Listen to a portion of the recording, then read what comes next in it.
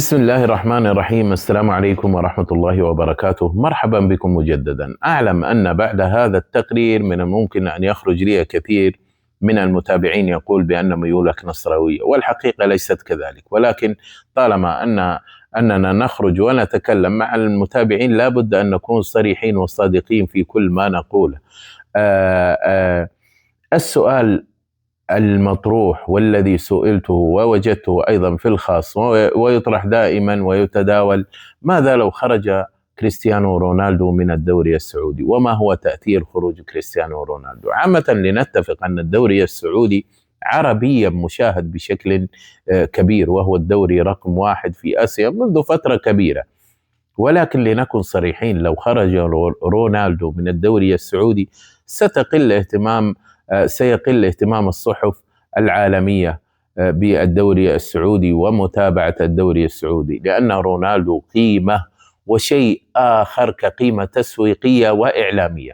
لو خرج رونالدو صدقوني سيتأثر المشروع السعودي، أقصد حول العالم وليس في العالم العربي، سيتأثر حول العالم، سيتأثر لأن الكثير من المنصات والقنوات التي تبث الدوري السعودي بالفعل بثت الدوري السعودي بعد حضور كريستيانو رونالدو.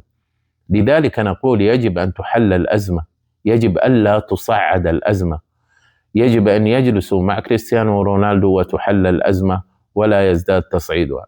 عامة صدقوني حتى الصحف العالمية أجمعت على نقطة واحدة: أن خروج كريستيانو من الدوري السعودي لن يكون مجرد انتقال لاعب، بل ضربة إعلامية وتسويقية كبيرة.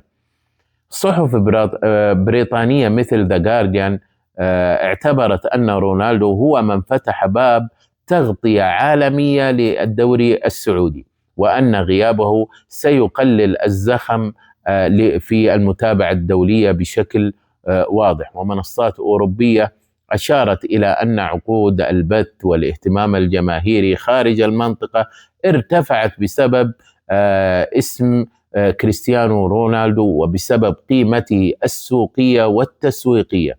وتقارير أخرى أكدت أن رونالدو كان الواجهة العالمية للمشروع السعودي، وأن أي رحيل محتمل سيؤثر على الصورة الدولية والمتابعة الدولية للدوري السعودي. هذه هي الحقيقة، وكما قلت سابقا أتمنى ألا يخرج أحد ويقول بأني ميولي نصراوية، لأني لست كذلك، وأنا محايد وننقل ما هو صحيح. لو خرج رونالدو فسيتأثر نقل الدوري السعودي وصورة الدوري السعودي خارج العالم العربي. أراكم في تقرير قادم. السلام عليكم.